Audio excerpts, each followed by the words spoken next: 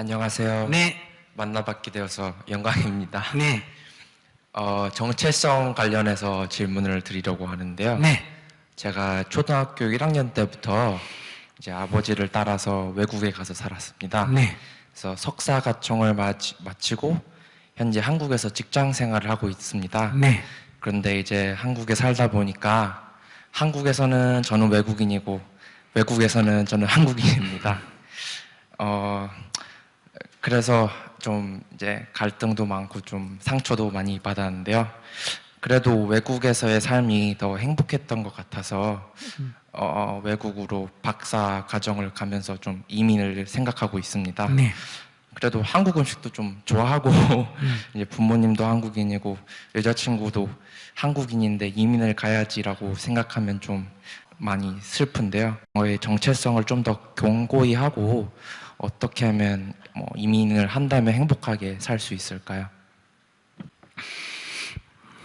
그러면 이제 제가 이 얘기 놔놓고 질문을 한번 해볼게요. 감자 알죠? 네. 뿌리 채소잖아, 그죠? 네. 토마토는? 뿌리 채소 아닌가? 아니다. 토마토. 네. 열매가 달리잖아, 네. 그죠?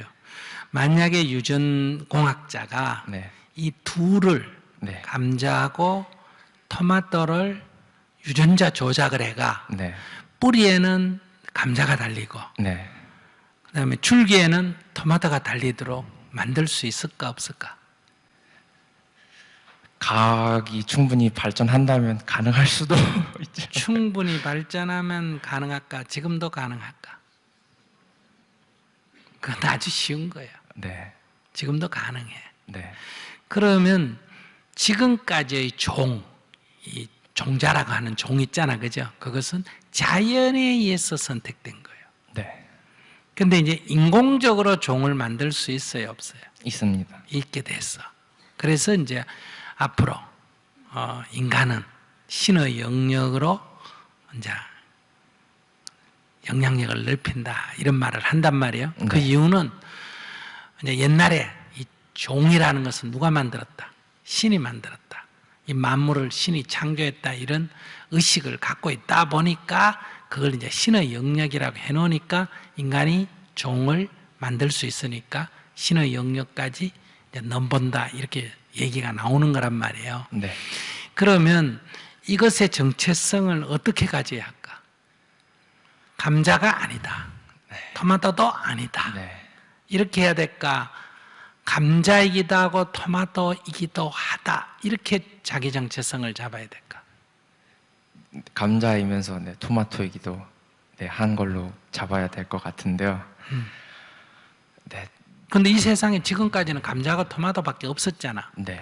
그리고 이 감자네 하려니까 토마토가 달려있으니까 감자 아니네 이러고 토마토네 하려고 하다 보니까 또 감자가 달리니까 토마토 아니네 이렇게 네. 해서 이 생물은 정체성이 없는 걸까? 이 생물은 감자와 토마토가 동시에 달리는 새로운 종, 감토라고 하는 새로운 종일까? 새로운 종이라고 생각합니다. 그래. 자기가 지금 그렇단 말이야. 한국에서 태어나서 한국에서만 자라는 사람은 한국인이라 그러고 미국에서 태어나서 미국에서만 자라는 사람은 미국인이라 그러고 네. 한국에서 태어났는데 살기는 미국에서 산다. 그러면 코리안 아메리칸이라 그런단 말이야. 한국계 미국인이라 그런단 말이에요. 네. 그러면 지금까지는 한국인, 미국인 두 종밖에 없었다 이 말이야. 거기에 기준으로 놓고 보면 이 사람은 뭐다? 미국인이라고 하기에는 인종적으로 미국인이 아니고 한국인이라고 하기에는 역시 한국인이 아니고 이럴 거 아니에요. 그죠? 네. 그래서 이제 정체성이 없다 이렇게 얘기하는데 이것은 새로운 종이에요. 그러니까 세상에는 세 종류의 종이 있다. 어떤 종? 코리안, 아메리칸, 코리안, 아메리칸 이렇게 네. 종이 세 개 있단 말이에요. 그럼 자기가 만약 미국 와서 살았다 하면 자기는 종이 뭘로 변했다? 코리안 아메리칸으로. 네. 코리안 아메리칸은 코리안이라고 하기에는 코리안하고 다르고 아메리칸하고는 아메리칸하고 다르고, 그러니까 남의 종에다가 자기 정체성은 자기를 기준으로 해야 되는데 남을 기준으로 하니까 자기 정체성이 없어지는 거지. 그러니까 자기를 기준으로 하면 자기는 코리안 아메리칸이 자기 정체성이란 말이에요. 그러면 한국 사람은 한국말밖에 할 줄 모르고 미국 사람은 미국말밖에 할 줄 모르는데 자기는 한국말 줄 알고 미국말도 할 줄 알지. 네. 그러니까 아까 감자이기도 하고 토마토이기도 한 것은 감토, 새로운 종이다. 나는 새로운 종이다. 그러니까 생물학적인 새로운 종만 있는 게 아니라 인류학적으로도 자기는 새로운 종이다 이 말이야. 왜 이 새로운 종이 태어났을까? 옛날에는 태어난 데서 자랐단 말이야. 이동이 제한되어 있었다. 그런데 지금은 이동이 자유로워졌기 때문에 이런 새로운 종이 생겨나게 된 거예요. 인류학적으로. 그래서 자기는 새로운 종이에요. 질문 하나만 더 드려도 될까요? 그리고 자기가 새로운 종이다. 자기는 한국 사람한테 한국말을 내가 한국 사람만큼 못하는 건 당연하지. 네, 당연합니다. 미국 사람만큼 영어를 모르는 것도 당연하지. 그렇게 따지면 나는 한국말도 제대로 못하고 미국말도 제대로 못한다. 그러니까 이거는 남에게 기대어서 자기 정체성을 찾는 거란 말이에요. 네. 그럼 자기 정체성은 어떻게 해야 된다? 한국 사람보다는 자기 영어를 잘하지. 네. 미국 사람보다는 자기 한국말을 잘하지. 네. 그게 자기 정체성이에요. 난 하나밖에 못하지, 난 둘 한다. 이게 자기 정체성이란 말이에요. 그러니까 정체성이라는 것은 자기 고유한 게 잡아야지 남에다가 견주면 안 된다 이 말이에요. 한국 사람 정체성을 한국 사람으로 잡지 일본 사람에게 견줘서 한국 사람을 잡나? 아니잖아. 네. 그렇죠. 자기는 새로운 종이다. 나는 새로운 종이다. 그래서 그 이미그레이션 쓸 때 너 어디서 태어났니? 너 지금 어디서 사니? 네. 너 국적이 어디니? 그러면 나 같으면 어때다? 전부 다 코리아, 코리아, 코리아 이렇게 쓰잖아. 네. 그래서 난 그거 볼 때마다 왜 쓸데없는 거 세 개나 써라 그러나.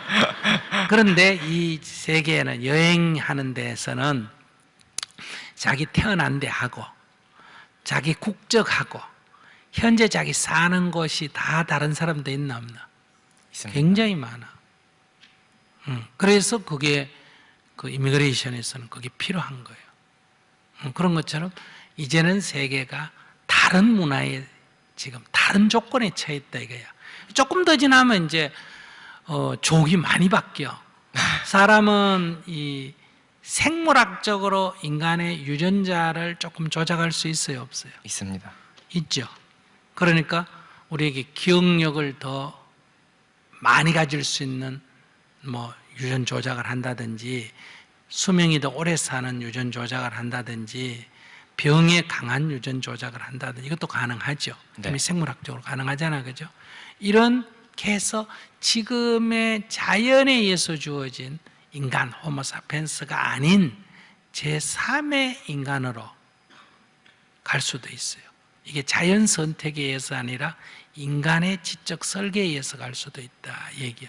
두 번째는 사이보그라고 들어봤지? 네. 그러니까 지금 나부터도 사이보그예요. 어떤 부분이 사이보그다? 안경. 나도 지금 이 생물학적인 유기물에다가 지금 안경이라는 무기물을 섞어가지고 이렇게 도움을 받아 쓰고 있어요? 안 쓰고 있어요? 쓰고 있죠. 그러니까 이거를 언제는 아예 눈이 안 보여도 전자칩을 박아가지고 지금 이 시각장애인들을 다 볼 수 있게 곧 만들어집니다. 팔이 없으면 지금 요즘은 의수를 넣어가 대신 팔을 만들어서 하는데 생각을 하면 팔이 움직이게 하는, 즉 뇌신경과 연결시켜서 칩으로 팔을 움직이게 하는 기술까지 이미 도달을 했습니다. 아시겠어요? 그렇게 되면 이제 유기물과 무기물이 뒤섞여 있는 제3의 종이 나오겠죠. 영화에도 나오잖아, 그죠? 네. 이런 종도 나올 수 있고, 순수한 무기물 종만 나올 수 있어요. 어떤 거다? 로봇. 그럼 인공지능에 의한 이제 바둑은 인공지능한테 못 이긴다 그러잖아. 우리 일상생활에서 인공지능이 대다수 하잖아. 지금 주유소 가도 다 뭐 지금 셀프하고 저기 고속도로 톨게이트도 다 자동으로 하지 않습니까? 그죠? 그러니까 이게 점점 발달하면 운전도 앞으로 어때요? 운전수 없이 자동으로 하는 게 곧 이제 이거는 생활화됩니다. 많은 부분이 이렇게 바뀌어간다 이 말이에요. 그래서 전혀 다른 새로운 생명의 개념이 나오는 거예요. 지금 생명의 개념과 달리 지금의 생명의 개념인 유기질에다가 유기물에다가 유전자 조작한 생명이든 안 그러면 유기물과 무기물이 결합한 거든 안 그러면 순수한 무기물로서의 인공지능 로봇이든 이런 이제 새로운 세계가 앞으로 전개되기 때문에 지금 인류가 지금까지 살아온 또는 지구의 역사와는 다른 차원으로 가는데 그게 좋은 일일지 나쁜 일일지는 몰라. 지금 그런 정도의 지금 세계가 곧 코앞에 지금 닥쳐오고 있는데 무슨 지금 한국에서 내가 한국 사람이냐 미국 사람이냐 이런 무슨 정근대적인 발상을 하고 있어. 네. 수준 이해하다. 그 수준의 박사애가 뭐 하겠어? 그런 생각도 좀 드는데요. 그러니까 조금 더 사고의 자유라 그럴까? 네. 이런 걸 넓히고 그러니까 새로운 세계는 항상 좀 불안해요, 안 불안해요? 불안합니다. 예, 그런 것처럼 다수가 점유하고 있는 이 한국 사람, 다수가 점유하는 미국 사람이라는 데서 자기가 코리안 아메리칸이라는 소수에 속하잖아, 그죠? 네. 소수에 속하면 소수는 이 다수에 의해서 차별을 좀 받아야 안 받아요? 받습니다. 받아요. 그러니까 이게 좀 불안하고 아직 자기 정체성을 잘 못 갖는 거예요. 그러니까 온 우주가 다 한 종류라도 나 하나라도 자기 정체성을 탁 가지고 살아야 돼. 온천하 사람이 대한민국 5천만이 다 기독교인이라도 나 혼자 불교인이라도 아무렇지도 않아야 돼. 그렇게 자기 정체성이 딱 있어야 돼. 고집하는 거하고는 성격이 틀려. 네. 그러니까 그건 자기가 미국에 살든 한국에 살든 뭐 홍콩 가서 살든 그건 자유인데 그런 자세로 살아야 돼. 그러니까 자기가 한국 음식, 미국에 살아도 한국 음식 먹을 수 있나 없나? 먹을 수 있습니다. 그런데 뭘 먹는 것 같고 걱정해. 왜 한국 음식을 좋아할까? 어릴 때 입맛에 길들여졌기 때문에 그래. 자기 또 늙으면 외국에 살더라도 한국이 그리워질까 안 그리워질까? 그리워집니다. 네. 왜? 어릴 때 한국에서 자랐기 때문에. 그것도 뭐 새삼스러운 게 아니라 그거 회귀성이라 그래서 그 생물학적인 본능이에요. 콩을 심으면 콩하고 아무 관계없는 식물이 자라는데 끝에 가서 열매를 딱 맺히면 처음에 심은 거하고 모양이 똑같이 돼. 그런 본성이 있기 때문에 외국에 살 때는 젊어서는 좋은데 늙으면 다시 외로워져. 근데 그거를 기꺼이 감수해야 돼. 스님도 결혼 안 하고 혼자 살면 감수해야 될 게 있을까 없을까? 있습니다. 대신에 또 좋은 점도 있을까 없을까? 있을 것 같습니다. 그런데 여러분들은 항상 좋은 것만 찾고 나쁜 거는 감수 안 하려니까 문제잖아. 그건 선택에 따른 결과는 감수해야 된다. 그런 자세가 좀 필요한 것 같아요. 아까 그 조금 전에 물었던 뒤에 호주 살다 오신 분도 그런 마찬가지죠. 늘 좋은 것만 찾고 쫓기 때문에 지금 어려움을 토로하는 거예요. 그러니까 그러면 자기는 외국 살다 왔기 때문에 외국 가서 사는 게 괜찮은데 부인 될 사람은 그러면 여자친구는 한국에서 태어나서 한국에만 살았다 그러면 외국에 사는 게 좀 불편할까 안 할까? 많이 불편할 것 같습니다. 그러니까 그건 둘이는 헤어질 가능성이 높은 거예요. 그게 무슨 사랑이 식어서가 아니라 그게 인지상정이다 이 말이야. 그러니까 그거를 서로 배려할 줄 알아야 돼. 내 불편한 것만 생각하지 말고 상대편 불편한 것까지 고려하는 것. 상대를 배려하는 게 사랑이지. 나 너 좋아 이건 사랑이 아니라 욕망이에요. 욕망. 상대를 이해하고 배려하는 게 사랑이에요. 성폭행이란 게 뭐예요? 좋아하는 거예요, 그것도. 근데 상대의 전혀 배려를 안 하니까 폭력이라 그러잖아요. 그러니까 이해 없는 사랑은 폭력이에요. 그러니까 사랑은 원래가 이해와 배려가 사랑이라 그러지 좋아하는 것은 사랑이 아니에요. 그건 욕망이지. 그러니까 여자친구를 좋아만 하지 말고 사랑해야 돼. 알았죠?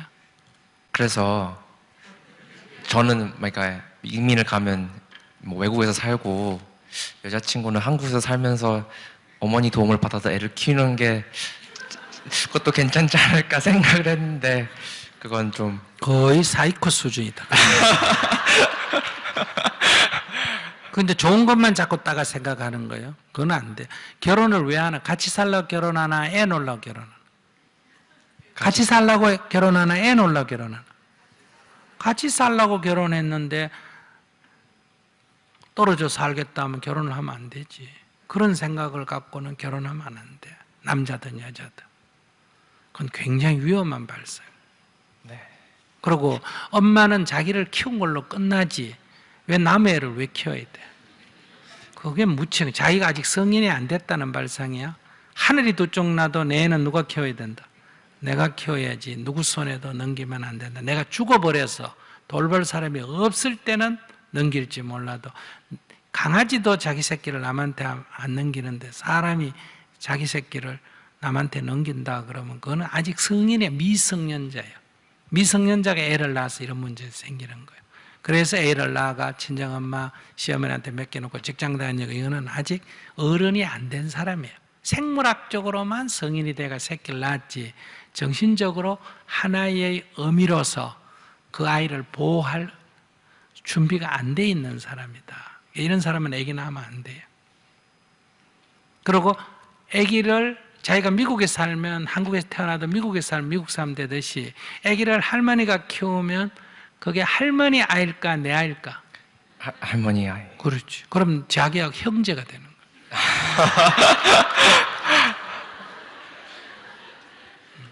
그 여러분들은 몰라서 그래요. 근데 내가 길게 얘기하면 그거 하니까. 그러니까 그런 생각하지 말고 네. 살겠습니다. 정체성은 자기 정체성은 제3의 별도의 정체성입니다. 아시겠죠? 네. 네. 저 짧게 하나만 더 물어봐도 될까요? 네. 저 박사 과정을 이제 가려고 한다고 말씀을 드렸는데 네. 이제 박사 과정을 제가 진짜 원해서 가는 건지 아니면 좀 이끌려서 가는 건지에 대해서 조금 헷갈리는데 자기가 알지 그걸 내가 어떻게 알아? 물을 건 물어야지. 내가 자기한테 진짜 네가 원해서 가나 네가 이끌려서 가나 내가 물으면 자기가 대답을 해야지. 어떤 남자가 와서 그래. 제가 이 여자하고 결혼하면 좋겠어요? 안 하면 좋겠어요? 이런 거하고 똑같아. 네. 내가 저 여자 결혼할 거니 안 할 거니 이렇게 내가 물어봐야지. 자기 결혼하는 걸 나한테 물어보면 어떡해. 알겠습니다. 네, 감사합니다. 저희가 한국에서 이민을 온 지 벌써 14년이 됐는데 지금 한국에 가 계셔서 못 오신 게 너무너무 아쉬우시다고 하셔서 제가 괜찮다면 엄마를 대신해서 질문 하나 드려도 되는지. 그러세요. 네, 지금 이민을 오신 지 저희 부모님이 14년이 되셨는데 아버지는 환갑이 넘으셨고 저희 엄마도 이제 곧 환갑이 되시는데 뭐 굉장히 적응을 하시는 동안에 그동안 힘든 일도 많으셨고 이제서야 비로소 이제 좀 적응도 되고 생활이 안정이 되고 그래서 상당히 만족을 하고 계세요 생활에. 근데 저희 아버지께서 비즈니스를 지금 개인 사업을 10년이 넘게 하셨는데 그동안 거의 하루도 빠짐없이 매일 14시간을 일을 하시다 보니까 뭐 사람들과 교류도 없으시고 또 이제 연세가 드시면서 이제 외로움도 커지시니까 점점 이제 한국으로 돌아가고 싶다는 그런 생각을 이제 그런 뜻을 많이 밝히셨어요. 그래서 저희 엄마는 사실 저랑 제 남동생이 있는데 웬만하면은 이제 여기 남아서 제 동생이 다 결혼을 하고 가족을 이루는 것까지 보고 한국을 돌아가고 싶으시고 참 진짜 마음속에서는 그냥 여기 생활이 이제 안정을 찾았으니까 계속 계시고 싶은 마음이 큰데 또 반면에 아빠를 생각을 하면 또 아빠가 그동안 많은 부분 희생하신 것들도 있으시고 또 외로움이 있으시니까 한국을 돌아가는 것이 맞지 않나. 그래서 여러 생각을 지금 몇 년째 그 고민을 하고 계시는데 이제 아빠가 이 현실에 안주를 못해서 그러시는 게 아닌 건가 하는 그런 생각이 계속 이제 남자는 쪽으로 유도를 많이 하셨던 것 같아요. 근데 지금은 그냥 이제 좀 체념 단계에 이르셔가지고 될 수 있으면은 아빠의 뜻을 따라서 다시 한국을 돌아가시는 그쪽으로 많이 마음이 기울으셨는데 그게 아무래도 지금 가장 큰 고민이신 것 같고 완전하게 해결된 숙제는 아닌 것 같아요. 그래서 스님께 그러니까 아들 딸이 몇 살이에요? 네, 제가 작년에 저는 32이고요. 제 동생은 지금 결혼을 안 한 상태로 31이에요.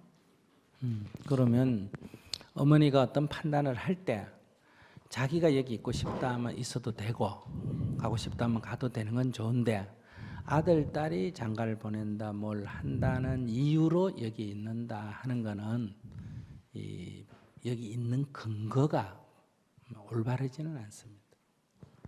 말씀 중에 예, 그거는 제 솔직한 생각에는 그거는 이제 핑계인 것 같고요. 그러니까 이제 질문자 그렇게 남이 이제 질문하면 이게 문제 대리 네. 질문을 내가 그래서 안 제가 하는 이유가 제 엄마한테 그걸 여쭤볼 때 본인이 질문해야 내가 그러면 당신이 있고 싶은가 당신이 애 핑계 대고 있고 싶은가 정말 그런가 정말 자식이 걱정돼서 그렇다면 그건 버려라. 당신 본심을 얘기해라.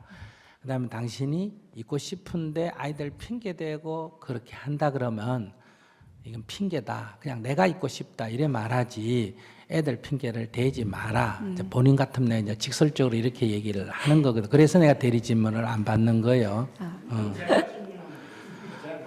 그래서 그러니까 이제 어머니가 이게 전달해서는 안 돼요. 어머니가 어떤 사물을 판단할 때 이제 자기 민마음을 봐야 되거든요. 예를 들면 이혼을 하겠다고 와서 내가 얘기 들어보고 이혼해라 이러면 애는 어떡하고요 이러거든. 그럼 벌써 이거는 아직 이혼할 준비가 안 됐다는 얘기예요. 그래서 애 과원에 갖다 주면 되지 않냐 내가 이렇게 말하거든요. 어떻게 애를 과원에 갖다 줘요? 그럼 이혼하는데 어떻게 과원에 갖다 주지? 그래는 안 돼요. 그렇게까지 해서 이혼을 못 해요. 그럼 살아라 이래. 살아라 그러면 또 남편이 이런데 어떻게 해요? 그럼 이혼해라. 그러면 애는요 이래. 이게 이제 두 떡을 두고 이거 가질까 저거 가질까 지금 망설이는 거란 말이에요. 근데 이 사람이 자기가 이혼할 결심을 딱 쓰면 나한테 찾아올 때 뭐라 그런지 알아요? 아이 교육을 위해서도 도저히 애들 아빠 행동이 애들에 나쁜 영향을 주기 때문에 애들을 위해서도 이혼을 해야 되겠다. 나는 이제 막 살아도 되고 해도 괜찮은데 이제 이렇게 또 나와요. 이렇게 늘 우리는 자기가 자기를 속이고 자기가 자기에게 속고 산단 말이에요. 그러니까 아버지가 한국에 가고 싶다. 그건 아버지의 자유의사예요. 여기 이민 오듯이 거기 가는 거는 첫째 아버지는 그렇게 하면 되고 어머니도 가고 싶으면 가고 있고 싶으면 있으면 돼요. 그런데 아버지가 꼭 가야 된다 한다면 어머니는 선택을 해줘야 돼요. 즉 이혼을 하고 가시게 하든지. 웃을 일 아니에요. 왜 그러냐 하면 아직 60밖에 안 된 남자면 앞으로 20년 더 살 텐데 혼자 살기는 어렵잖아요. 그러니까 같이 가서 살아주든지 안 그러면 이혼을 하고 아버지가 딴 여자분하고 살 수 있는 길을 열어주든지 이렇게 첫째 윤호이 돼야 돼요. 그 다음에 그러니까 어머니가 이제 선택해야지. 여기 살려면 이혼을 각오해야 되고 여기 그러면 그게 싫으면 조금 여기 살고 싶지만은 어때요? 어떻게 인간이 지 원하는 대로 다 할 수는 없잖아. 그죠? 그러면 가야 되는 거예요. 여기에서 아들, 딸을 핑계 삼는 거는 이 변수에서 제외시켜야 돼요. 그래야 이 문제가 아주 심플해지지 아들, 딸을 핑계하면 일이 복잡하게 얽히거든요. 20살 이내일 때는 그런 말을 할 수 있지만 20살 넘은 건 더 이상 고려할 필요가 없다. 그리고 어머니는 그렇게 딱 단순하게 해서 이 문제를 결정을 하면 돼요. 그래 아버지하고 의논하면 돼요. 내가 안 간다면 당신 혼자 가서 살겠냐? 그러면 이제 이 선택은 여러 가지거든요. 혼자 가서 살래. 우리 연말 부부 하자. 1년에 한 번만 만나고 그러면 아버지는 한국에 살고 엄마는 미국에 살고 이래도 괜찮아요. 이제 옛날에는 뭐 여러 가지 있어요. 요즘은 주말 부부도 있고 월말 부부도 있고 있잖아요. 연말 부부라고 없어야 될 이유가 없잖아요. 이렇게 살면 되고, 그런데 거기에 이제 각자 자기 행복을 추구하는 데 있어서 견해가 다르면 각자 갈 길을 가는 수밖에 없어요. 인간에게 달리 해결책은 없습니다. 그러니까 엄마가 아버지를 선택하면 여기를 포기해야 되고 여기를 있겠다면 아버지를 포기해야죠. 엄마의 질문이니까. 그런데 이거는 한국에서 지금부터 흔히 일어나는 일입니다. 대부분 지금 60, 70대 되시는 분들은 어릴 때 어디서 자랐을까? 도시에서 자랐을까요? 촌에서 자랐을까요? 촌에서 자랐어요. 지금은 인구가 60, 70%가 도시 인구지만 우리 어릴 때만 하더라도 인구의 8, 90%가 뭐다? 촌이기 때문에. 그래서 이제 은퇴를 하면 이게 인간은 회귀성이 있거든요. 인간뿐만 아니라 모든 생물에는 회귀성이 있습니다. 그러니까 여러분들이 어릴 때 밥하고 김치 먹었다. 그럼 여기 와서 젊을 때는 빵 먹고 우유 먹고 치즈 먹고 되는데 나이가 60, 70이 되면 더 들어간다 식성이. 다시 밥으로 돌아가요. 그러니까 우리가 남대천에서 새끼를 깐 연어가 태평양 바다에 가서 살다가 알을 깔 때는 다시 돌아오잖아요. 이거는 자연의 법칙이에요. 그러니까 고향으로 돌아가고 싶은 귀소 본능이 있습니다. 그러니까 시골로 가려는데 여자들 입장에서 보면 도시 아파트에 살 때 일하고 시골 가서 집에 살 때 일거리가 같아요, 달라요? 완전히 다릅니다. 이거는 집안 청소부터 일이 엄청나게 많고 반일 같은 거 벌리면 요즘은 시골에도 다 논농사는 전부 기계화되어 있는데 밭농사는 전부 사람 손으로 해야 돼요. 시골에 있으면 여자가 죽을 지경이에요. 그럼 문화생활도 떨어지고. 그러니까 남자는 돌아가고 싶은데 여자는 안 가려고 그러고 이게 부부 갈등의 원인이 되거든요. 그럴 때는 이거는 인간은 누구나 다 행복할 자유가 있기 때문에 서로 이렇게 논의를 해서 해결하는 길밖에 없어요. 모든 인간은 자기가 행복할 권리가 있습니다. 어떤 이유로도 그걸 막을 권리는 없어요. 그러니까 두 분이 서로의 행복을 위해서 약간 우리가 방안 온도가 서로 달라도 약간 양보해야 되잖아요. 한 사람 춥다고 한 사람 덥다 그러면 어떻게 해요? 길은 세 가지예요. 한 사람이 다른 한 사람이 맞춰주든지, 안 그러면 중간 값을 선택하든지, 아니면 방을 각자 쓰든지. 그 셋 중에 선택을 하면 돼요. 그러니까 그거는 이제 어머니 문제니까, 자기 얘기니까 내가 얘기도 하기 어려워요. 그러니까 어머니면 내가 어머니하고 대화하면서 어머니 무의식 세계가 어느 건지를 딱 집어가 이런 게 하는 게 좋겠다. 이거 당신 수준에만 따라가라든지, 이거 그럼 이혼해라든지 내가 이제 이렇게 얘기하죠. 솔직하게 나한테 얘기를 해주는 게 좋아 그랬거든요. 근데 이제 가기 싫지 엄마는. 네, 그리고 무엇보다 저는 좀 엄마를 이해를 하는 게 이제 이민 전부터 준비하는 과정에서 10여 년이 걸렸는데 항상 뭐 내일이면 간다, 뭐 몇 년 있으면 간다 이런 식으로 늘 떠나는 사람의 그런 모습으로 한국에서도 사시다가 이제 결국 아버지의 뜻에 따라서 여기까지 와서 이제 또 겨우 적응을 하고 이제 좀 안정을 찾았는데 또 이제 여기 생활이 이제 엄마 입장에서는 아빠가 이제 좀 너무 인내심이 없으신 게 아닌가 해서 처음에는 그런 면 때문에 좀 아빠를 설득하려고 많이 하셨던 것 같아요. 근데 지금은 이제 아빠의 행복을 위해서라도 이제 갈 때가 되지 않았나 하시지만 또 동시에 저희 가족이 또 이렇게 찢어지는 상황은 또 원치 않으시니까 또 그 부분에서 그 가족이 찢어지는 거 아니에요. 그 너무 복잡하게 인생을 생각하면 안 돼요. 자식이 20살이 넘으면 그 찢어지는 게 아니에요. 그건 각자 독립된 또 가정을 이루고 살아가지. 우리가 자식한테 키운다고 애먹었다고 자식한테 받으려고 하는 건 자연의 법칙에 어긋납니다. 자식은 또 지 새끼를 키우는데 그 정성을 쏟는 거고, 여러분들이 할머니 할아버지 내가 손자 봐주는 것도 자연의 법칙에 어긋납니다. 모든 아이는 제 어미로부터 사랑받고 싶지 제3자로부터 사랑받고 싶지가 않습니다.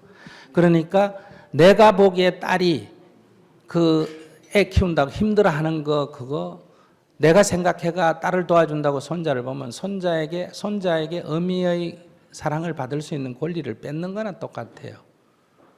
그렇기 때문에 가끔 가서 그냥 봐주는 거는 괜찮지만 맡아 키워주는 거는 자연의 법칙에 어긋납니다. 여러분들이 자기가 힘들어서 키워야 제 자식이지 남의 손에 키우면 내 자식 아니에요. 근데 여러분들이 자식을 키우면서 그러니까 이게 너무 편해졌다는 거예요.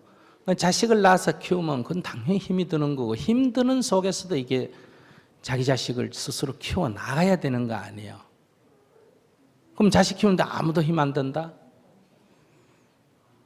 그러니까 그 힘들지만은 정신적으로 자식을 키우는 거를 즐거워해야 됩니다. 자식 때문에 힘들어하고 막 괴로워하고 애 키우면 애가 다 불효가 됩니다. 왜? 애 자체가 바로 불효잖아요. 지 엄마를 괴롭히는 사람이잖아. 그러니까 애를 키우는 사람은 육체적으로 힘들어도 정신적으로 기뻐해야 애가 효자가 되잖아요. 지 엄마를 행복하게 하기 때문에. 이 정신적인 건 제가 설명하려면 길어지는데 다 원리가 있습니다. 여러분들은 애를 키워놓으니까 아이고 나 죽을 힘들어가 키웠는데 애가 왜 이리 되나 그런데 그건 몰라서 그래요. 공 심은 데 콩 나고 밭 심은 데 밭 난다. 아시겠어요? 그거 지은 대로 다 받습니다. 그런데 그걸 단순히 물질적으로 자꾸 계산하에 안 맞는 거예요. 아이는 정신적인 게 훨씬 중요하지 물질적인 건 별로 중요 안 합니다. 어릴 때는. 그러니까 그 문제는 엄마에게 제가 한마디로 얘기하면 그런 고민을 하더라도 딸은 엄마의 고민이니까 자기는 상관 안 하는 게 제일 좋아요.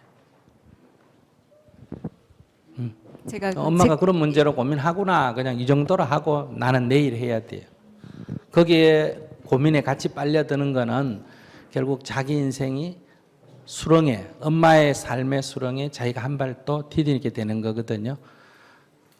그래서 보통 이럴 때 내가 즉답을 하면 니나 잘 살아라 이러고 끊어버려요. 그런 걱정하지 말고.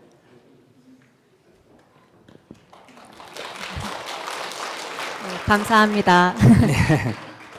예, 근데 이쪽에는 저는 제 와이프하고의 문제니까. 네네 얘기하세요. 미국에 온 지는 한 17년 정도 됐고요. 네네. 저는 저희 가족들이나 저희 와이프 가족들이 다 한국에 있습니다. 저희 와이프하고 저만 여기 사는데 제 생각은 한국에 가고 싶은 게 생각이 많습니다. 정리를 하고 이제 준비를 하고 있는데 와이프는 반대합니다. 아까 거의 같은 이야기예요. 내가 아직 어리니까 공부를 다 끝내고 여기서 어느 정도 한 다음에 돌아가자는 거고 나는 그게 아니다라고. 가족은 항상 같이 있어야 되고 같이 움직여야 된다고 생각을 하니까. 근데 그런 것들이 자꾸 조금 안 맞는 것들이 오니까 약간 문제가. 아기가 몇 살이야? 지금 하나 있습니다. 중학생 이제 12살 6학년. 그러니까 20살 될 때까지는 부인 얘기 들어야 돼요. 그게 같은 얘기가 전혀 아닌데 같은 얘기라고 그래. 예, 근데, 자기한테 유리하게 들으려고 같은 얘기라고. 아니, 근데 그게 왜냐하면 저희 어머님도 나이가 꽤 되시고 장인 장모님도 지금 굉장히 몸이 안 좋으시거든요. 그러니까 자식이 부모를 걱정하는 거는 선택상 동물계에 자식이 부모를 걱정하는 현상은 없잖아. 그러니까 자식이 늙은 부모를 걱정하는 거는 좋은 일, 선한 일에 속합니다. 그러면 자식이 부모를 돌보지 않는 건 나쁜 일은 아니에요. 동물계에 없기 때문에. 근데 부모가 자식을 돌보지 않는 거는 동물계에 없는 나쁜 일에 속해요. 부모가 자식을 돌보는 거는 좋은 일이 아니에요. 그건 당연한 일이기 때문에. 그러니까 부모가 자식을 돌보는 거는 안 돌보면 나쁜 일이 되고 돌보면 제로고, 자식이 부모를 돌보는 거는 안 돌보면 제로고 돌보면 선이 되는 거예요. 아니 그러니까 같이 데리고 가면 되지 않습니까? 애가 여기서 꼭 공부를 해야 될 이유도 없고. 근데 이제 아니 지금 부인이 안 가겠다잖아.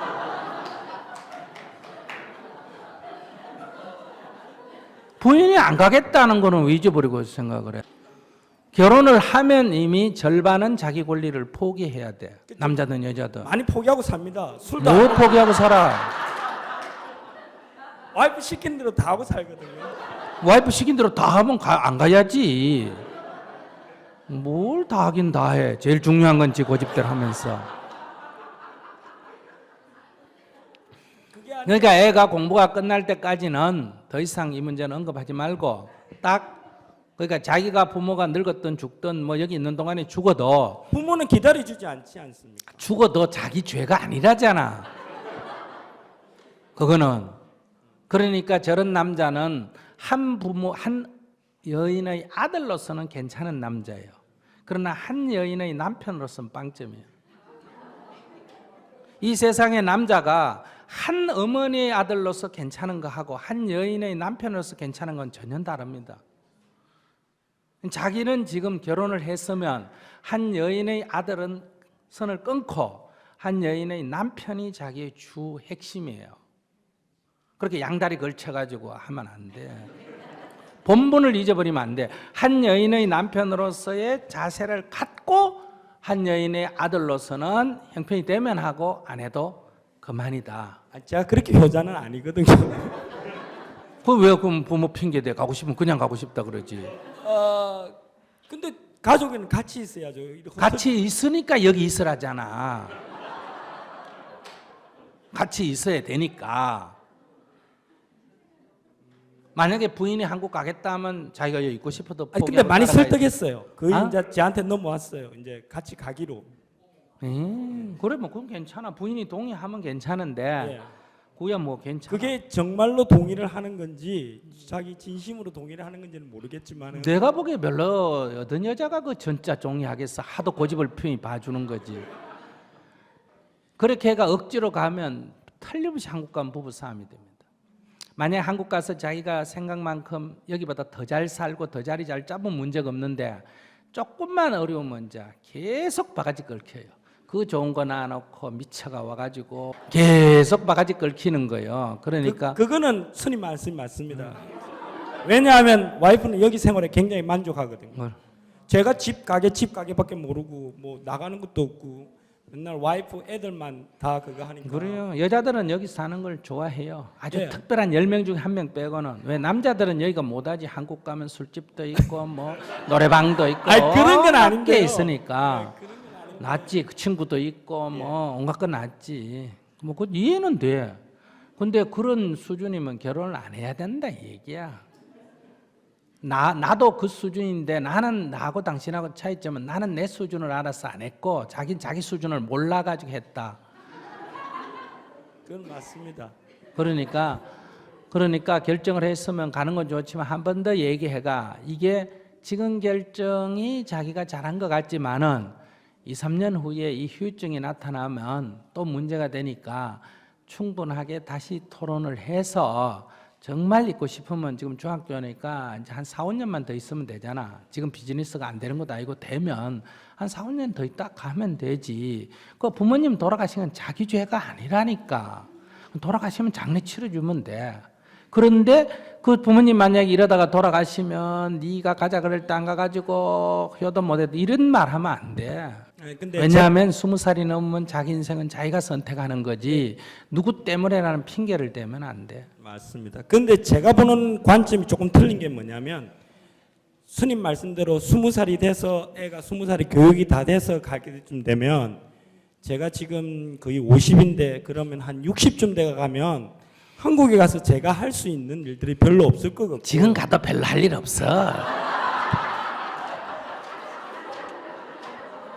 뭐 한국에 뭐 자기 일자리 주려고 지금 자리 비워놓고 기다리는 줄 아나? 아니 그게 아니라 제가 무슨 계획을 세운 게 있어가 무슨 그런 비즈니스를 하고 싶은데 만약에 가서 할 수는 있는데 지금 가지 않으면 그러니까 제가 사실 지금 그 10년 후에 가서 안 될 거면 지금 가도 안 돼요. 너무 그렇게 사실은- 이게 사람이 한번 꽂히면 눈에 뵈는 게 없어. 모든 게 다 될 것 같아. 제가 여기서 17년을 살면서 제 나름대로는 열심히 살았으니까 이게 어느 정도 만들어진 거를 다 적고 저는 한국에 와이프하고 지금 애 데리고 다시 들어가서 뭔가를 할 수 있는 그런 걸 하고 싶은데 는 괜찮아요. 근데 부인이 동의하고 애들이 동의하면 괜찮다니까. 아무 문제가 없어요. 동의를 안 하니까 동의를 안 한다 하면 왜 자식은 뭐 어쩔 수 없지만 부인이 항상 남편 외국 가자면 따라와야 되고 한국 돌아가자면 따라가야 된다. 이 생각 자체가 지금 시대에 뒤떨어진 생각이에요. 삶의 문제는 의논해서 결정해야 돼. 이미 결혼을 할 때는 내 거의 절반을 서로 접고 결혼을 하는 거예요. 난 그게 접기 싫어가 결혼을 안 하고 이래서 하는데 자기는 결혼해놓고 그걸 고집한다 그러면 안 되지. 그러니까 사업이나 비즈니스도 타이밍이 중요한데 지금 이게 더 늦어지면 그게 안 되는데. 그래 부인 설득해 그러면 부인 억지로라도 그 설득해가 데려가요. 가서 이제 자기 사업은 잘 될지 몰라도 평생 요거도 먹을 거예요. 알겠습니다. 감사합니다.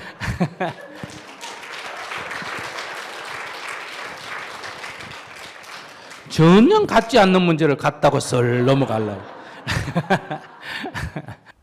저는 2012년도부터 미국으로 이민을 왔습니다.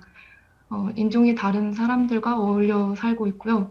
어려서부터 그런 환경에 노출된 경우가 적어서 그런지 다른 인종 사람들을 보면 좀 경계부터 하게 되고 서로 의사소통은 하지만 영어 울렁증이 함께 와서 좀 늘 긴장되고 말을 자신 있게 하지 못합니다. 마음은 그렇지 않은데 겉보기에 제 자신이 경계심이 크다는 걸 좀 많이 느낍니다. 그 이유와 어떤 마음으로 극복을 할 수 있을지 스님께 여쭙고 싶습니다. 감사합니다. 그건 뭐 극복이 쉽지 않아. 지금 인종이 다른 사람하고 같이 사는데 할 건 나하고 다르니까 자꾸 이렇게 나도 모르게 경계가 될 수밖에 없고 모국어가 아니니까 영어가 유창하지 않으니까 말을 할 때 자꾸 좀 더듬거리게 되고 망설이게 되고 자신감이 없는 그걸 어떡하겠어. 자기만이 겪는 게 아니라 모든 사람이 다 겪는데. 그러나 이제 어차피 이렇게 사는데 어차피 여기 와서 뭐 그러니까 버리고 한국에 와서 살 게 아니라면 어차피 살려면 조금은 이제 긍정적으로 생각하고 살아야 되겠죠. 네. 근데 자기 개들이 서로 놀 때 털이 검은 개, 털이 흰 개, 털이 노란 개 이렇게 어울려 놀 때 야, 저 검은 개 저건 빼자, 저건 노란 개 저건 빼자 이렇게 차별할까 안 할까? 안 해요. 암캐 숙캐 차별할까? 저건 암놈이니까 놀지 마, 저건 숙캐니까 놀지 말자 이렇게 차별할까 안 할까? 안 해요. 그러니까 자연계에는 성차별, 인종차별이라는 게 없어요. 그러니까 인간 세계에 지금 이런 게 있다는 것은 이것은 자연스러운 게 아니다. 이 인간의 이 인식상의 오류, 무지로 인해서 생겨난 잘못된 관습이다 이거예요. 그렇기 때문에 자기도 이제 조금 뭐 한국 사람으로 태어나고 한국 사람하고만 살아보는 게 좋을까? 일본 사람과도 같이 한번 지내보고 친구를 해보고 중국 사람도 친구 한번 해보고 또 황인종만 할 게 아니라 흑인하고도 한번 같이 지내보고 또 백인하고도 한번 같이 지내보고 이게 다양한 게 좋잖아요. 맨날 꽃을 뭐 장미꽃이 좋다고 장미꽃만 보고 사는 게 좋나 코스모스도 보고 진달래도 보고 이게 안 낫나? 네. 그러니까 이걸 긍정적으로 생각하는 거야. 왜 인종이 다른 사람하고 어떻게 사나가 아니라 나는 다양한 게 좋다. 사람 피부빛깔이 다른 거 그러면 어떡해. 피부빛깔이 다른 거야. 그래서 이 인종적으로 보면 적도 쪽에 있는 까맣고 저 위로 올라가서 러시아 쪽으로 올라가면 더 희고 피부가 금발인 거 있죠. 그 나라가 발전한 거하고 아무 관계 없고 이 태양광선하고 관계가 있는 거예요. 그러니까 그럼 피부빛깔이 그냥 검을 뿐이고 피부빛깔이 힐 뿐이고 코가 우뚝 솟을 뿐이고 적을 뿐이고 이 뭐요 코끼리도 종류마다 다 다르고 고양이도 종류마다 개도 큰 게 있고 작은 게 있고 종류마다 다 다르잖아, 그죠? 그래서 사람도 덩치가 큰 게 있고 적이 있고 피부빛깔이 다른 것도 있고 생김새가 조금 다른 것도 있고 이렇게 다양한 거야. 그래서 이게 다양한 사람들을 보고 사는 건 좋지. 근데 어릴 때부터 그래 다양한 사람들 속에서 자란 사람 이게 자연스러운데 우리 같이 소위 단일 민족 황인종 중에도 딱 그 어느 날 중국만 가도 56개 소수민족이 있잖아. 우리는 그냥 딱 우리 하나 민족밖에 없어. 일본만 가도 아이누족이라고 저 홋카이도 가면 원주민이 있어. 대한민국에는 원주민이라는 게 없어. 소수민족도 없고. 베트남에 가도 소수민족이 굉장히 많아. 이런 나라는 드물어. 요런 데면 살다가 본 자기 살은 습관 때문에 이게 지금 조금 어색한 거야. 네. 그러니까 이거를 긍정적으로 받아서 내가 옛날 사람 같으면 한국에서 태어나가 한국에서밖에 못 살아봤는데 나는 한국에서 태어났지만 어디서 살았다? 미국에서 나는 살아보고 또 한국 사람만 만나거나 중국 사람만 만나거나 일본 사람 만나는 것도 아니고 나는 서양 사람도 만나고 아프리카 사람도 만나고 검은 사람 만나고 노란 사람도 흰 사람도 만나고 나는 다양성 속에서 산다. 이걸 자꾸 긍정적으로 생각해. 이걸 자꾸 인종적으로 이래 못 살겠다 이러지 말고. 두 번째는 당연히 미국에서 태어나가 어릴 때부터 영어만 한 사람하고 한국말 내 하다가 혼자 이민가가 영어 하는 사람하고 내가 아무리 영어를 잘해도 미국 사람만큼 못할 거 아니야. 반대로 미국 사람 지도 아무리 한국에 와서 오래 살아도 한국 사람보다 한국말을 잘할까 못할까? 못하죠. 그래. 그건 자연스러움이야. 자기가 영어를 떠듬떠듬 한다고 외국 사람이 자기 놀릴까? 그 영어 소통 거 너무 당연하게 생각해. 자기가 괜히 유창하게 하려고 자꾸 욕심을 부리기 때문에 더 두려움이 생기는 거예요. 네, 맞는 것 같습니다. 그러니까 자기가 못하는 걸 인정해라 이 말이야. 그러니까 그걸 커버하가 내가 너만큼 나도 잘한다 이렇게 자꾸 생각하지 말고 부족한 거를 그냥 지적을 받으면 아이고 제가 영어 소투입니다. 온 지 얼마 안 됩니다. 이렇게 얘기하든지 10년이 돼도 이게 혓바닥이 잘 안 돌아가네요. 이렇게 얘기하면 되지. 미국 사람도 우리나라 와서 내 아는 사람은 20년 살아도 한국말 이 발음이 정확할까 안 할까? 정확한 하죠. 딱 들으면 벌써 저거 알 수 있어. 어떤 건 잘 못 알아듣고 그래. 그러니까 그거를 서툰 거를 당연하게 받아들여라. 서툰 걸 숨기려고 하지 마라. 그렇게 생각하면 이렇게 해도 좀 긴장이 되는 건 어쩔 수 없지만은 요 두 가지 다양성 속에서 산다. 서툰 건 당연하다. 요것만 잘 명심하면 그래도 조금 나을 수가 있다. 네, 알겠습니다. 네, 잘 들었습니다. 감사합니다, 스님. 저는 미국에 온 지 84년에 왔고요. 30년이 넘었죠. 근데 이제 한국에 작년에 나갔는데 굉장히 좋아요.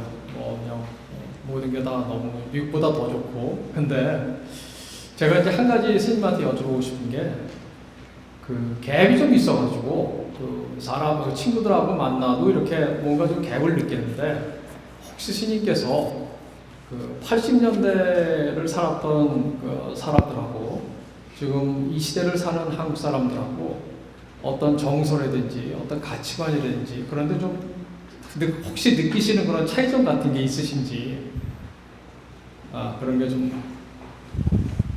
여러분들 그 문명의 섬이다 이런 말 들어본 적 있어요? 문명의 섬. 그러면 생물학에서 우리가 이 진화를 쭉 해오는데 남미의 무슨 섬이지? 갈라파고스 섬에는 진화가 멈춘 동물들 있고 이러지 않습니까? 그것처럼 만약에 우리가 100년 전에 한국 사람이 중국에 가서 살았다.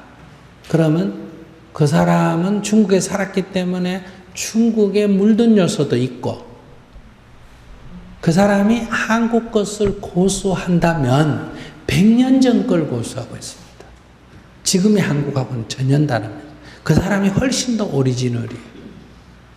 지금 우리가 중국 조선족에 가면 옷이라든지 집 짓는 거라든지 현대식으로 짓는 게 아니라면 그 다음에 된장이라든지 특히 음식 같은 훨씬 100년 전 우리 조상들이 먹던 그걸 그대로 고수하고 있어요. 한국은 그 맛을 다 잃어버렸고. 그럼 여러분들이 만약 80년대 여기 이민을 왔다. 그럼 여러분들이 한국 거는 80년에서 스탑이 됩니다. 여기서 한국에 대한 거는 여기 딱 스탑이 되는 거예요. 그렇기 때문에 여러분들이 의식이 거기서 멈춰서 그래요. 근데 한국은 계속 변해가는 거예요. 그럼 당연히 갈등이 생기죠. 그래서 지금 특히 이제 60년대 후반, 70년대 초반에 그 우리가 어려울 때 독일에 간호로 사러 광부로 간 사람들, 이 사람들은 다 자기보다는 그때 누구를 더 소중하게 여겼습니까? 가족을 소중하게 여겨 거기 가서 돈 벌어가 크게 고생하면서 안 쓰고 다 한국에 보내갔대요. 동생 공부시키고 뭐 시키고 이래가 자기가 이제 60이 돼가 이제 고향이 그리워 고향에 돌아오면 그 옛날 자기 어릴 때 형제 생각하지. 근데 전혀 아니에요. 근데 우리가 어릴 때 형제는 어머니 밑에 있는 하나의 가족 구성원이지 않습니까? 그죠? 그런데 이게 자라가 결혼을 하면 자기도 결혼해 그것도 아이를 갖지 않습니까? 그죠? 그럼 이게 독립된 또 새로운 가족, 자회사가 하나 만들어지잖아요. 그죠? 그러면 말이 형제직은 독립된 가족이에요. 그러니까 독립된 가족과 가족은 경쟁 관계에 놓이기 때문에 유산이나 이런 걸 갖고 치열하게 싸울 수밖에 없는 거예요. 그게 형제적 우위가 없어서 그렇다 이렇게 생각하시면 안 돼요. 그 자연스러움이에요. 그게. 그러니까 이 문제를 구조적으로 해결하려면 부모가 재산을 안 남겨주면 돼요. 그러면 이런 문제는 저절로 해결이 돼요. 그러면 있는 재산 뭐 주면 되면 나 주면 되는 거예요. 그래서 내가 나 달라고 대 얘기하잖아요.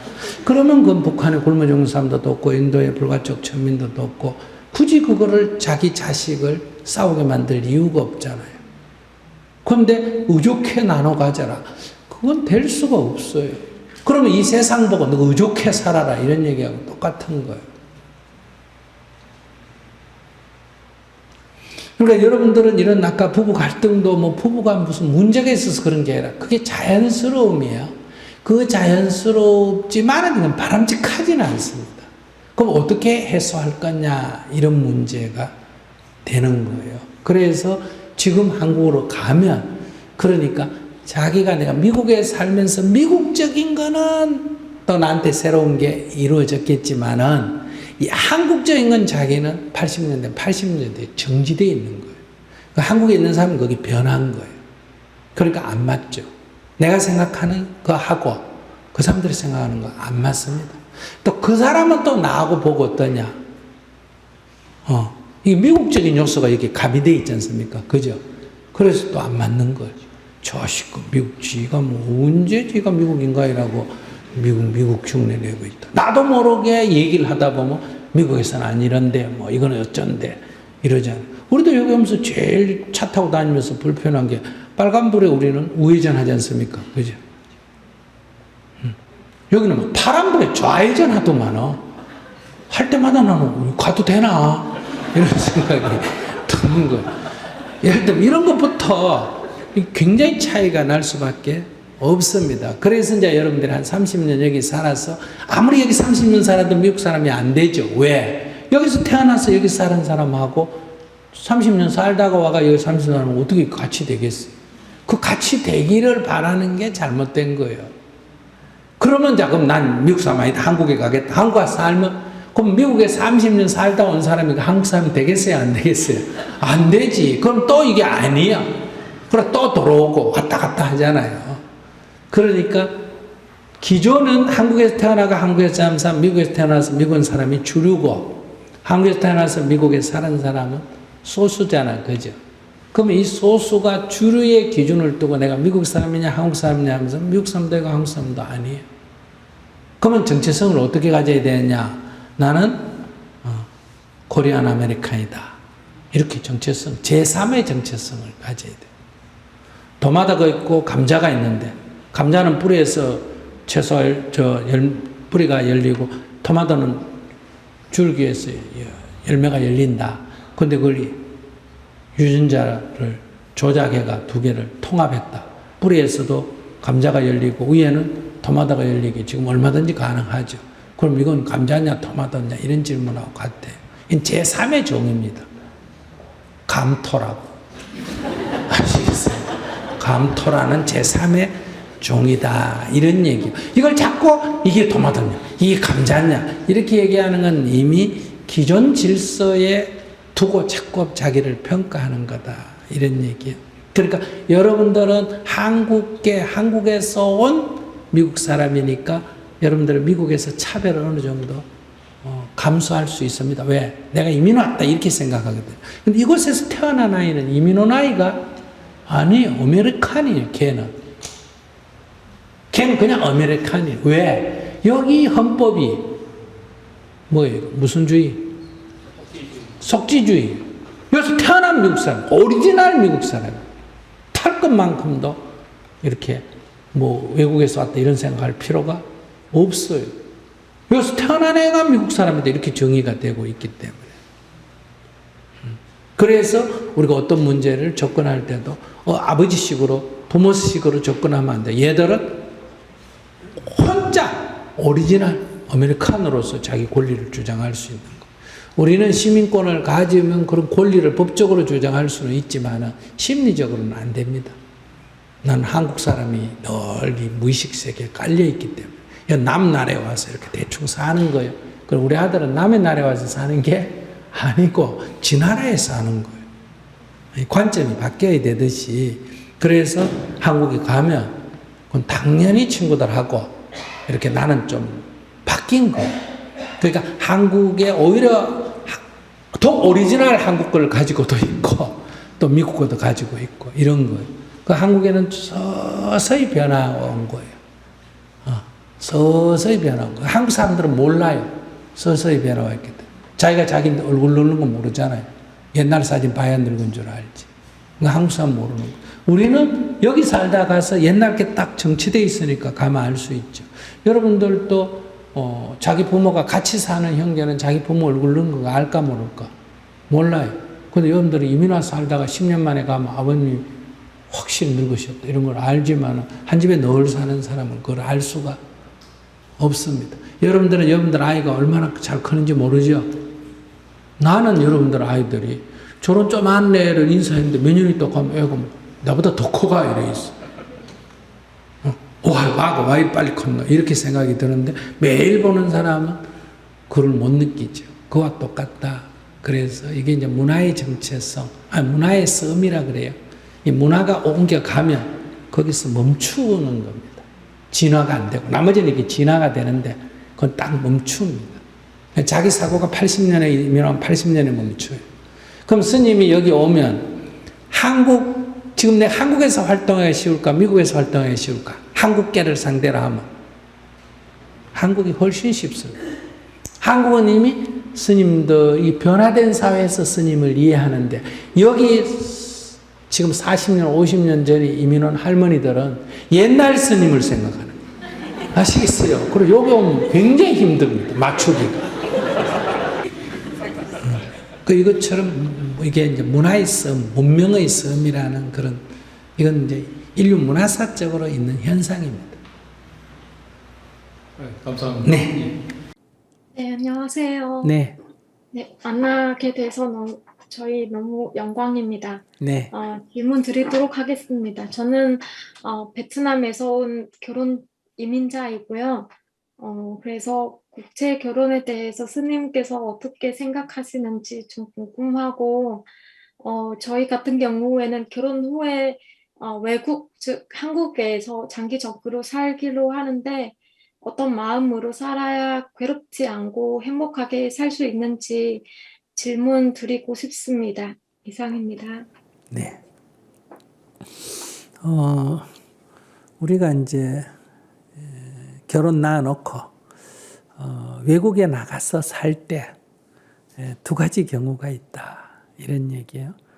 그러면 여러분들이 일상적으로 생각할 때 우리나라 대한민국보다 즉 한국보다 더 좀 경제적으로 낙후한 가난한 나라에 한국 사람들이 가서 사는 경우가 있습니다.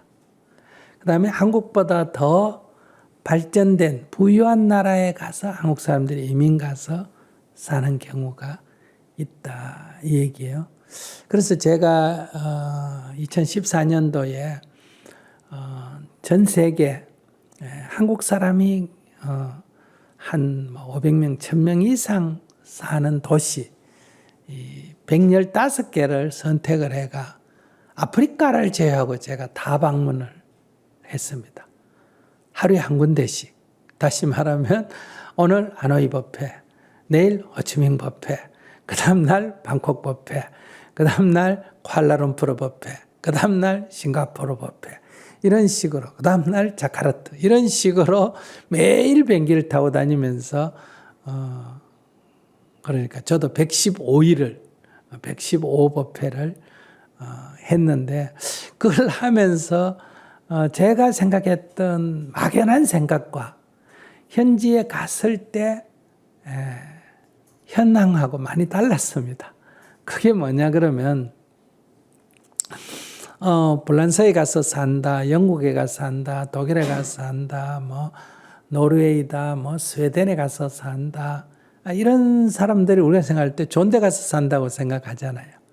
그 다음에 이제 뭐 베트남에 가서 산다, 말레이시아에 산다, 방콕 산다, 안 그러면 남미에 뭐 과테말라 가서 산다, 뭐 페루 가서 산다, 브라질 가서 산다, 이러면 좀 어렵게 산다, 이렇게 생각하는데 현장에 가보니까 전혀 달랐습니다.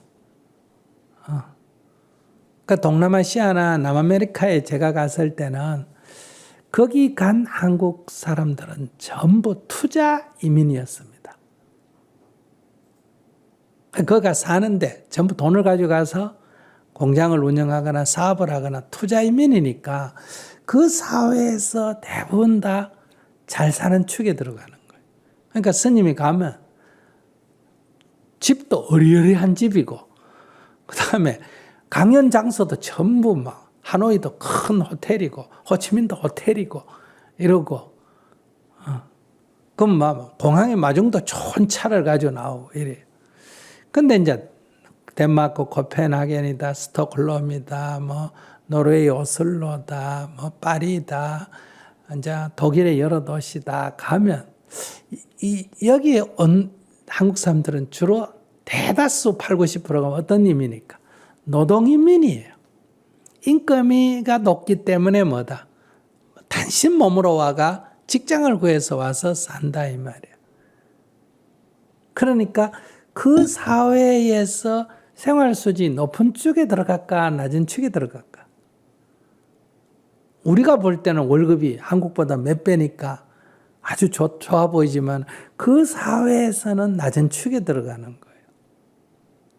그러니까 강연 장소 하나도 이 사람들 구하기가 어렵고, 무슨 공공장소 조그만한 거 뭐 시의 뭐 회관이라든지 뭐 교회 일부를 빌린다든지, 집도 가면 열 몇 평짜리 그저 조그마한 임대 아파트, 제가 이제 그런 데 가서 저는 이제 가능하면 부담을 안 주려고 이제 그들이 사는 집에 가서 자거든요. 어쩌다가 그런 곳에 이제 결혼 이민 오신 분, 이제 간호사다가 의사하고 결혼해가 오신 분들은 그 사회도 어때요? 좀 여유 있게 살지만은 대부분은 이제 유학 갔다가 이제 노동하신 분들은 대부분 그 사회에서는 가난하게 사는 거예요.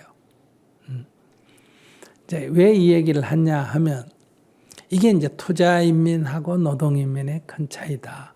이제 과테말라 같은 데 갔을 때는 한국 사람들이 그 사회를 잡고 있는 거예요. 자카르타 갔을 때는 공항에서부터 그 뭐 앞에 그 경찰차 그게 막 왱왱왱왱 울리면서 스님을 막 태워가지고 막 마치 국빈 하듯이 이렇게 하는 거예요. 그 강연 장소도 막 최고로 좋은 호텔에서 하고, 왜냐하면 그 사회에서 다 상류층에 속하기 때문에. 이런 얘기를 하는 거는 이제 외국에 와서 살 때 이제 우리보다 어쨌든 자기 출신 나라보다 더 생활 조건이 좋은 나라에 가게 되면 내가 그 나라에 적응해야 되는 거예요. 내가 불란서 가서 산다면 불란서 말 배우고 불란서 문화를 지키고 거기 눈치 보고 살아야 되고, 내가 영국 가서 살아도 마찬가지예요. 근데 이제 우리보다 생활 수준이 낮은데 투자 이민 간 사람은 어떠냐? 베트남에 살아도 한국식으로 살고, 방콕 가도 한국식으로 살고, 자카르타 가도 한국식으로 살고, 브라질 가도 뭐식으로 산다? 한국식으로 사는 거예요. 그러니까 말이 외국이지. 그건 그 사람은 그 사회에서 한국식으로 사는. 그러니까 이걸 우리가 생각해 보면 미국 사람이 한국에 왔을 때 그들은 한국말을 배워가 살까, 영어하면서 살까? 영어하면서 살아요. 한국에 살아도 그들은 영어하면서 살고 그냥 한국 안에서 자기들끼리 다 빵 먹고 그 문화를 가지고 살지 한국말 배워가 한국 사람 눈치 보고 안 살아요. 근데 한국 사람이 미국 가거나 외국 가서 살면 다 거기 눈치 보고 맞춰가 살아야 되는 거예요. 이게 인생사라는 거예요. 그러면 이제 질문자가 이제 자기가 이제 베트남 출신인데 라오스나 캄보디아에 가서 국제 결혼했다 하면 아마 캄보디아나 라오스에 있는 아주 부유한 사람 아니면 자기가 캄보디아나 라오스에 가서 국제 결혼할 이유가 없을 거 아니에요. 그죠? 그렇지. 그러니까 거기 가서는 자기가 목에 힘주고 사는데 자기가 조금 더 나은 삶의 조건을 찾아서 한국이든 미국이든 프랑스든 이렇게 오면 자기는 그 사회에 적응을 해야 될 조건이 있는 거예요. 제 말 이해하셨어요? 말도 한국말로 배워야 되고 남편이나 거기에 자기가 따라야 되는 거예요. 이게 무슨 여자이기 때문에 남편을 따라야 된다 그런 게 아니에요. 문화가 이 조건이 그렇다. 그러니까 국제 결혼을 어떻게 했느냐가 다른 거예요. 그냥 국제 결혼 이게 다르다는 거예요. 그러니까 한국 여성이 예를 들어서 태국 남성하고 결혼했다 하면 그 태국에서 잘 사는 사람하고 결혼을 한 거예요. 그런데 한국 여성이 이제 유럽 남성하고 결혼했다 할 때는 그쪽 조건이 좋은 사람도 있지만은 그 사회에서의 한국 입장에서 보면 훌륭하지만 그 사회에 가보니까 그 사람이 그 사회에서는 그저 일반인 수준인 경우도 있다. 그러면 결혼해서 생활을 어렵게 할 수밖에 없는 거예요. 그 돈을 내 고국으로 가면 큰 돈이지만 내가 사는 그곳에서는 별게 아니에요. 이제 이게 현실이라는 거예요. 그래서 지금은 이제 국제 결혼을 어떻게 볼 거냐 이렇게 말하기는 굉장히 어렵습니다. 이 국제 결혼이 어떻게 이루어졌느냐에 따라서 그냥 자기가 중심이 되고 한국 남자가 못 살고 자기가 베트남에서 잘 사는 그런 여성으로서 결혼했다 그러면 자기는 베트남 음식 먹고 베트남 말하고 이 사람이 베트남어를 배워야 되고 이러는데 이제 그게 아니라면 이제 남편은 한국말하고 베트남 할 줄 모르고 자기는 이제 한국말을 배워가 살아야 되고 이게 같은 국제 결혼인데 왜 평등 안 하고 불평등하냐 이렇게 볼 수도 있지만은 이거는 남녀 때문에 오는 게 아니고 내가 어떤 사회로 이민을 가느냐에 따라서 조건이 정해지게 된다. 이제 첫째고 이제 이렇기 때문에 이 사실을 잘 모르고 그냥 고집을 하게 되면 이제 국제 결혼이 좀 어려워진다. 독일에 이제 우리 간호사 옛날에 많이 파견했거든요. 간호사가 있다가 거기 독일 의사하고 병원에 있다 의사하고 결혼해가 경제적으로 여유가 있는데도 이렇게 늙어가지고 지금 대부분 이혼을 해요. 이유는 이제 처음에 가서는 자기가 이제 소위 말해서 병원에서 의사하고 간호사니까 독일 의사가 볼 때는 한국 여성들이 착실하고 남편 말도 잘 듣고 하니까 독일 여성처럼 뻣뻣 안 하니까 좋아 보여가 이렇게 결혼을 했단 말이에요. 그래 한국 여성도 의사와 결혼하기 좋아하고 그래 이제 같이 살면서 부부지만 늘 평등할까 어릴까 말이 부부지 늘 어리란 말이에요. 그런데 이제 한 20년, 30년, 40년 살았다. 애도 컸다. 자기도 그 사회에서 이제 말도 다 하고 독일 사람 됐다. 국적도. 그러면 이제 늙으면 잔작 음식 같은 게 어떻겠어요? 한국 음식이 먹고 싶잖아, 그죠? 그러면 이제 한쪽 구석에다 뭐 한다? 된장을 끓여서 먹는 거예요. 그러면 독일 사람이 볼 땐 그 냄새가 지독하지 않습니까? 그러니까 막 못 끓여 먹게 하거나 이웃집에 냄새 난다고 창피하다 그러거나 밥그릇을 갖다가 밖에 내버리거나 이러니까 이런 것부터 이제 갈등이 생기기 시작하는 거예요. 그러니까 생활은 조금 여유가 있지만은 정서적으로 교감이 잘 안 되는 거예요. 자기도 지금은 뭐 어떻게 결혼했는지 제가 모르는 상태에서 얘기하지만 자기도 한국에서 이제 앞으로 한 3, 40년 살아가 나이가 한 5, 60 됐다. 애도 다 컸다. 뭐 한국 사람한테 아무 부담도 없다.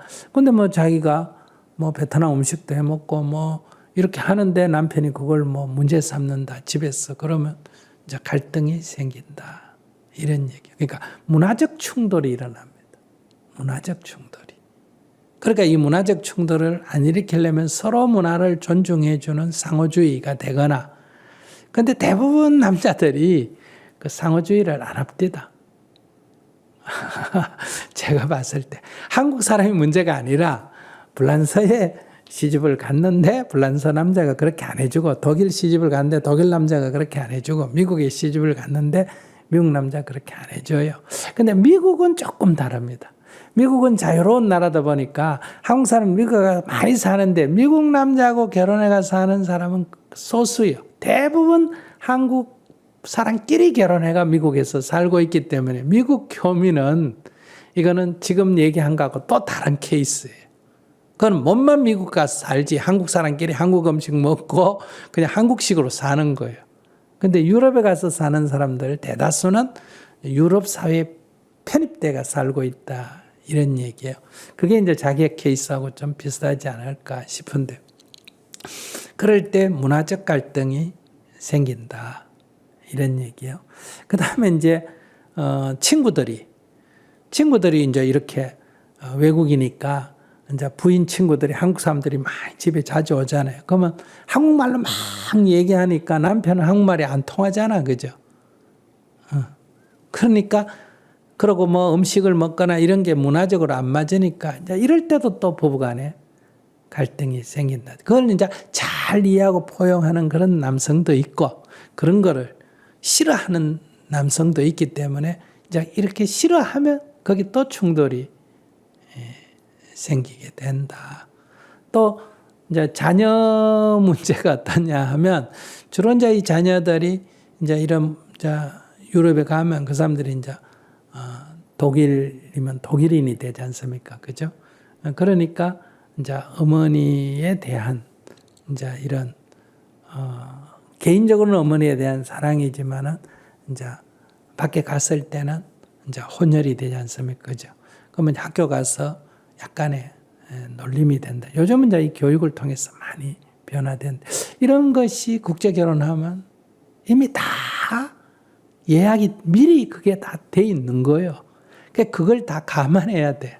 그러니까 그런 것들을 다 일어나는 거를 당연하게 보고 그런 가운데서 그래, 뭐 국제 결혼하면 문화적인 서로 다르니까 갈등이 생기고 음식부터 또 아이들부터 많은 문제가 생긴다. 그래서 국제 결혼이 안 된다든지 그래서 좋다든지가 아니라 그런 것들을 다 이렇게 수용해내고 이미 이거는 예약되어 있는 일과 같은 거다.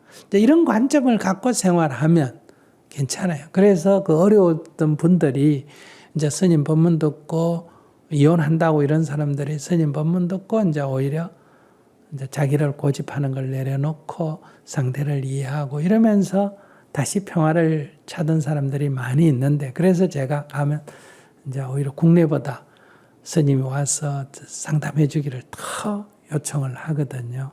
그러니까 이제 그런 거를 본인이 염두에 두고 생활을 하셔야 된다. 그건 뭐 나라가 다르거나 문화가 다른 사람하고 결혼했다고 문제가 되는 건 아니에요. 그러나 정서적 교감이 떨어집니다. 한국 안에서도 서울 사람하고 경상도 사람하고 결혼하면 정서적 부부간에 정서적 교감이 떨어지거든요.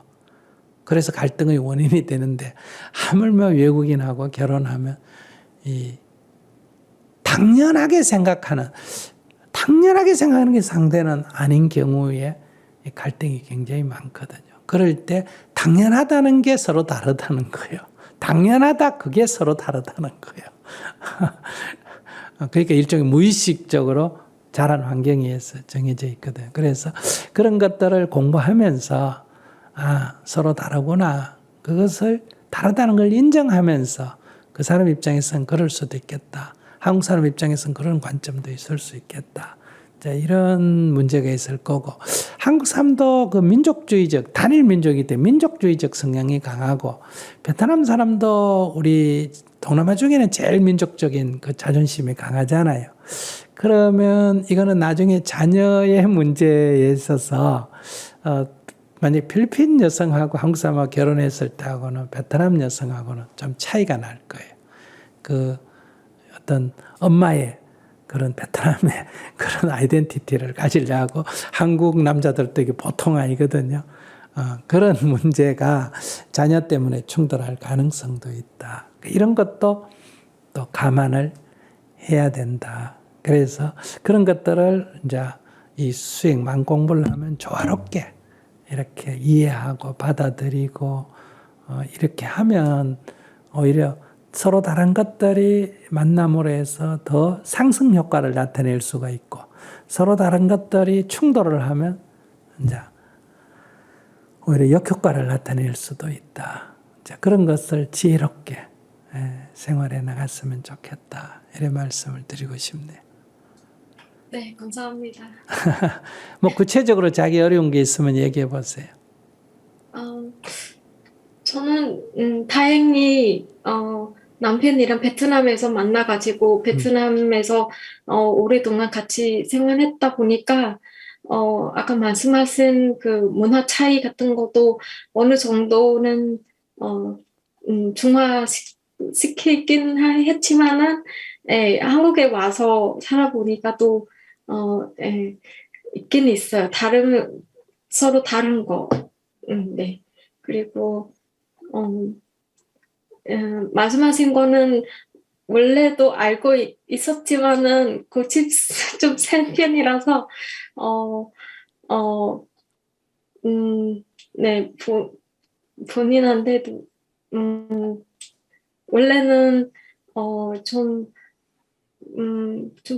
숨기고 고집스럽게 안 받아들인 그런 측면도 있었는데 예, 스님의 가르침을 좀 참고하고 서로 존중하고 배려하겠습니다. 네, 감사합니다. 네, 예를 들면 한국 사람들은 그 향차이 아시죠? 향차이. 향채. 아, 네네. 그 쌀국수할 때 넣는 거. 네네네. 네. 그 한국 사람들 별로 안 좋아하거든요. 예를 들어서 하는 거예요. 네. 그런데 네, 저희 만약에 남편은 잘 먹어요. 다행이에요. 생선 같은 거를 이렇게 쪄가지고 네. 중국에 가서 잘한다고 향채를 딱 위에 뿌렸다. 그럼 뭐 한국 사람들 같으면 열에 8은 싫어해서 안 먹거든요. 네. 그런데 예를 들면 이렇게 아주 작은 후춧가루를 뿌렸는데 후춧가루를 싫어하는 사람이 있듯이 이런 충돌이 이제 일어난다. 왜 이렇게 해야 맛있지? 이러는데 이런 것처럼 이게 몇 가지라고 말할 수가 없이 수만 가지가 있는데 그게 이제 살다 보면 시시때때로 나타나게 되거든요. 그럴 때 이제 서로 조화를 이루는 게 필요하다. 남편이 마침 베트남에 살다가 와서 베트남 문화를 어느 정도 이해하니까 괜찮기는 한데 지금은 괜찮은데 이게 이제 나이가 들면 들수록 인간은 어떠냐, 특히 식성을 중심으로 해서는 자기는 나이가 들면 들수록 베트남 식성으로 돌아가고 남편은 지금은 이것도 먹고 저것도 잘 먹는데 나이가 들면 들수록 완전히 한국 식성으로 돌아가는 이런 특징이 있습니다. 이 회귀성이라 그래요. 어릴 때 먹던 걸로 돌아가는 그런 특성이 있어요. 그래서 나이가 들면 이런 작은 문제를 갖고도 갈등이 생길 수가 있다. 그래서 가정의 평화를 위해서는 이렇게 문화를 너무 고집하지 말고 서로 이해하고 한국에 와서 살면 한국 문화에 가능하면 자기가 정리해 나가야 되지. 한국에 살면서 한국 문화 전체하고 자기가 싸울 수는 없잖아, 그죠? 네, 알겠습니다. 네. 감사합니다.